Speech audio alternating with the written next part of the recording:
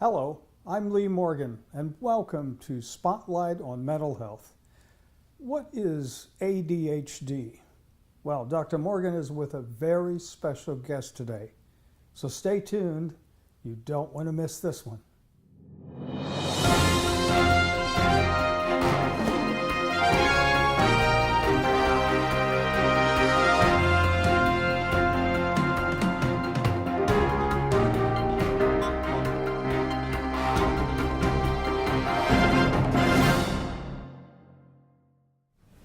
Well, welcome, Herve LeBoeuf. So good to see you. Today you're going to be talking about ADHD, and you're a coach that deals with that kind of problem. So could you tell us more? People don't know enough about ADHD. Could you tell us? Yes, absolutely. ADHD, which is attention deficit hyperactivity disorder, is kind of a misnomer. The hyperactivity is not normally carried into adulthood, although adults do have ADHD, some percentage. It's an attention management disorder.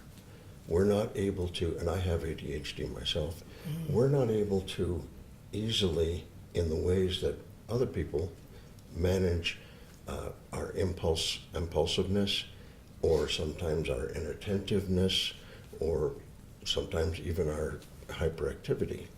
So this disorder, which carries over for many of us into adulthood, is something that causes, I guess you would say, 7%, let's say, or so of the population has ADHD.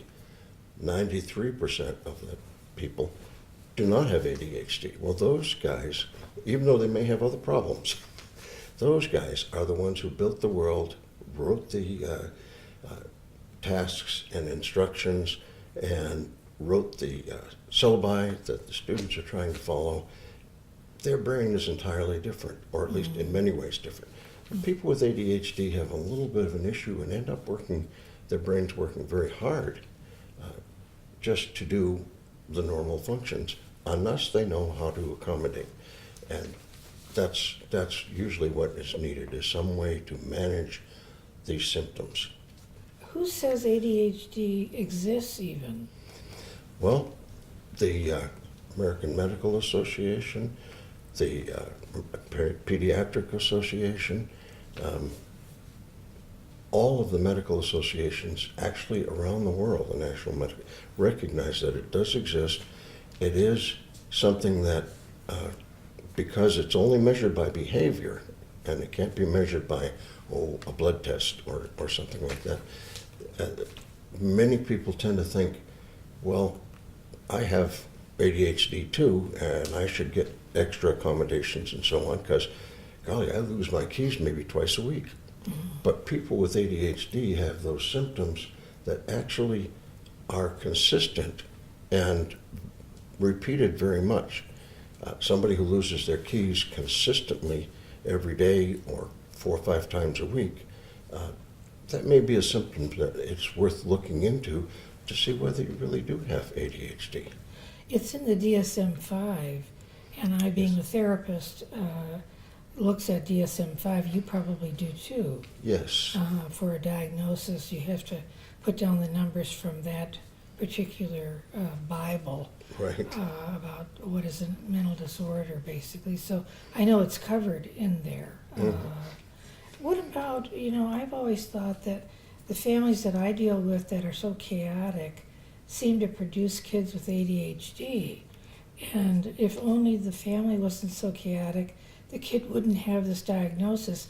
How would you address that? Well, I would say that the science seems to show that ADHD is at least 70% inherited. Now, height, which is the next closest thing, was inherited about 68% of the time. So ADHD is even more of an inherited problem. They used to say, we get it from our kids. So if one of the parents has ADHD, it's going to be a little bit of a chaotic household. And the children who have ADHD, which is a physical thing, which is a change in the brain, are likely to exhibit the same symptom because they're likely to have it. Well, you said that it's something in the brain. Do you see it on an MRI? Can you do a brain scan and see ADHD? No, actually, the APA has looked at it very closely and decided that you can't take a picture of the brain or any of the things that you mentioned and see ADHD or a blood test even. Now, there are many other things that you can't test by blood test or that it's a behavior thing. So the actual gold standard of diagnosis is to understand the person's behavior. And that's often done by sending questionnaires to teachers and coworkers and people who are associating with the individual. And then they would say, yes, this person is impulsive 3 times a week, this person, and so on. All of that's compiled, and then it's also compared with symptoms of other kinds of conditions. Often people have, 70% of people with ADHD have a co-occurring condition, which could be anxiety, it could be depression, something like that. And it's vital that in the diagnosis, in the assessment, to understand what those co-occurring conditions are. Who can actually diagnose ADHD? Normally it would be a therapist, a psychologist, a psychiatrist who actually has specific experience with ADHD, because there's so many different co-occurring conditions that could happen and different variations. You see one person with ADHD, you've seen one person with ADHD because they're each different. So people come to you after they've already been diagnosed by some other professional, basically. That's correct. Okay. That's correct. And then you work with them. How does it affect family life, having ADHD? You can imagine that it would be quite disruptive. If a person is inattentive, for example, they're likely to not be ready to go when the family's ready to go, causes a problem, and it's consistent that they're doing that.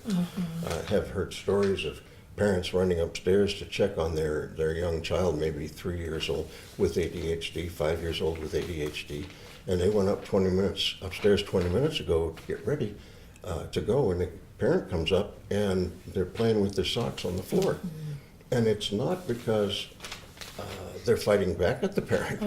It's because they got distracted and they didn't realize it and they didn't have that control. So parents would be complaining about certain things about That's their right. child, and it could be that it's ADHD behavior, really. Yes. And so then they have to deal with it in some way. How about a couple's relationship? That can be very difficult because a lot of times people with ADHD will commit to doing something, cutting the grass on a certain day or putting out the garbage, little things, putting the dishes in the dishwasher, not the sink, those kinds of things. Well, we tend to be distracted. We might walk into the kitchen and decide to open the refrigerator instead of putting the dishes in the dishwasher. And we have a tendency to really not remember these kinds of commitments. That can be a problem in a marriage if one person can be very type A right down the line and the other person has ADHD.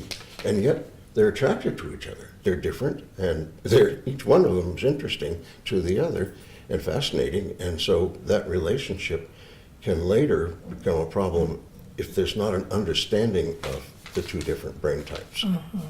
Why do some people have ADHD and others do not? Actually, because it's a difference in the brain. If we'll talk about executive functions, and that's the functions we use to execute our life. Right. Those functions, which would be planning, organizing, managing, controlling impulse, that kind of thing, happens right up here in the prefrontal cortex, which is actually behind the forehead. Okay. Now, all through the brain, there are billions of little intersections that look something like that. There's a gap. The electricity or the signal comes this way, and it has to jump the gap and then go on. The way the brain works is those signals have to be sent to the appropriate places. Well, in order for that signal to jump the gap, then there has to be a neurotransmitter in that space, either dopamine or serotonin or norepinephrine. In people with ADHD, it's not in there. It's not at that place to the extent that's necessary to jump the gap. So some people have that deficiency of the neurotransmitter, and some people don't. So each brain is different. How does medication work then for the synapse? How does it help? Well, the medication actually provides that neurotransmitter. And you can get that neurotransmitter in a couple of ways. Serotonin, which is the feel-good neurotransmitter, if you will.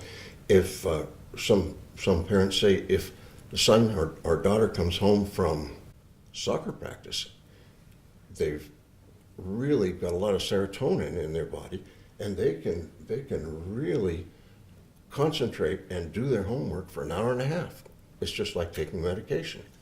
But after an hour and a half to 2 hours, then they're going back into the normal state. Whereas medication causes dopamine to be released into the gap, and it's sort of a way of causing that to become what other people would call normal. Well, this is very effective, and then that part of the brain works very well. What are the names of some medications that are typically used for this?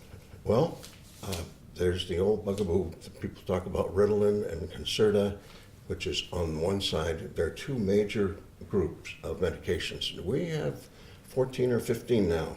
Oh, wow. Well, in 1930, when we first found that a medication helps with this kind of an issue, they were only using one thing, and that was dexedrine, which later on got a very bad reputation, if you will. So there's that Ritalin, Concerta, and then methylphenidate, and then on the other hand, there's Adderall. Adderall, which would include Vyvanse, which would include short-acting, long-acting types of that. And there are other medications that might have a component that helps with the anxiety, because very often a person will have anxiety along with the ADHD, either as a separate affliction, if you will, or caused by the ADHD. If you're trying to get along in this world and you're doing the homework, but you're forgetting to bring it in, very frustrating, Yes. and that can cause anxiety.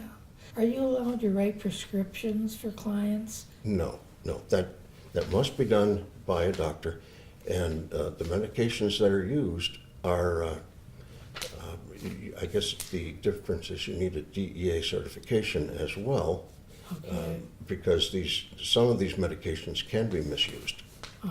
Okay. So, yeah, I mean, I hear so many stories from parents over time about the very things you're talking about. And so, these are behaviors that particularly tax the patience of family members. Absolutely. When they don't yes. know that the kid really has this, There's something wrong with the kid, he's lazy. I've heard so many parents, he's lazy. And that's not the case. He has some kind of special problem. And so thank goodness it gets diagnosed so that, you can work with it. How about, what kind of professionals are capable of treating ADHD? Well, of course, the first one would be the psychiatrist, because they have a full arsenal of tools, including the medication as well as talk therapy and so on. And then psychologists, therapists would be working, say, on a weekly or so on basis. And then once this client is beginning to understand what's going on and what they need to do, you can start working with a coach, an ADHD coach, which is actually a life coach, because we're trying to help the individual learn to live their life with this difference in their brain. For example, and it's very similar to a coach. Let's say you're looking at a football coach. Yeah. He has to get his players and get a clear understanding of what their strengths are, what their weaknesses are, and he has to determine whether, for example, this person who's long and lean and runs really fast, maybe he should be a running back and not on the line. So the coach with people with ADHD would be there to help determine where the person could be more successful and how they could be more successful. Could you talk more to your coaching practice and what's involved? Yes. We generally, somebody who has ADHD, they'll be referred to a coach, often coming to me, and we have an organization locally, that ADHD Resource Group of Northern Virginia. And so the person is referred, and then they would meet with the coach and determine. I usually start with a free consultation with the family, and we talk about what ADHD is and what coaching is and what kind of commitments involved on both sides.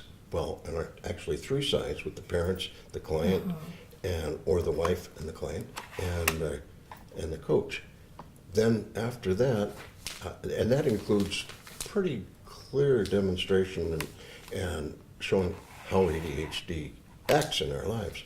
Then I start meeting with them once a week, and they'll come meet me at the office, usually at my office in Fairfax, although many coaches will go to homes. Many coaches will go to 2 or 3 different locations for people. And that is not just a weekly meeting, it's the weekly meeting, and then during the week, there's contact with the coach. We can do that by reminders. Some people send email or texts to their clients, reminding them that, hey, you said that you were going to do these things, and that's how you're going to self-accommodate to the world that you're in. And reminding them to check off, yes, I've done those 4 things or those 5 things. And they might make sure that I actually have all the assignments. They might be, I understand everything that my boss told me to do today, and I've written it down. And then I have a way of handling the work so that I don't lose it before I turn it into the boss or turn it into the teacher. And as we go through these things, as they develop these habits, that's a self-accommodation. And it continues into, almost invariably, into very good success. They do very well. In school, they usually can give accommodations in the schoolroom. Exactly. For these people. Yeah. Exactly. Some of those accommodations would be when the teacher notices that the child is, or the student is inattentive, looking around, daydreaming, to go by and just tap the desk or do something that's not obvious to other people, that, hey, come on back, you're somewhere else, all the way up to sitting in the front of the room so that you're able to avoid the distractions happening behind you, or put the student in the back of the room so that it can stand up, because we really have a need for some kind of motion for our bodies. And then other ways would be for the teacher to check the assignment list that the student's bringing home and make sure they have the right assignment, and they know when it's due, and they know what they have to do. A lot of times, teachers will put the assignment on the board, but they do it in the last 30 seconds of the class, and that's difficult. Many teachers use Blackboard, an online system, so that the kids can go into Blackboard, into their portion of Blackboard, and they'll have the assignments there. I really wish that would be done by every teacher. It's You really work with needed. teachers as well? You Yes. get involved with teachers? We have classes for teachers to understand. I asked one teacher about when did they cover ADHD when they were in school learning to be a teacher, and she said, I think that was a Thursday afternoon between 2 and 3. Yes. There's so much that teachers and even therapists and psychologists need to know, and it's such a wide breadth of subjects that ADHD becomes one of, you can imagine, in your education, you had to go through so much and had to learn so many things, that it's a specialty in itself. Invariably, they're going to have somebody in their classroom that has ADHD. Exactly. Yeah. And if we're talking about, say, 8-10%, so in a 30-person classroom, you'd have 3 on average, Yes, yes, sometimes more. yes. And the teacher then has other people with other kinds of learning difficulties. So it can be, it's hard teaching with these children, Oh, with, right. with all children nowadays, I think. Yes, right. Well, how did you come to be a coach? I think that's a great name for it because that's exactly what you're doing. It is a life coach, helping them with executive functions in a way. And so how did you come to be in this field? Well, thank you. That's a good question. My sister was a psychologist, and when she, and I think her doctoral work was done in ADD at that time, attention deficit disorder it was called, and she realized that our father had ADHD, maybe poster child even for ADHD, and it was very successful in the Army, and retired as a senior officer, having gone in as an enlisted lowest level. Then she looked at all of us, and we each have a different form of ADHD and different amounts of it. Well, then she called me and told me about it, and well, she's a younger sister, so who pays attention to a kid sister? About 10, 12 years later, I looked into it, and I realized, oh, all these books about ADHD, they could be my life story. Okay. And You've then- lived it.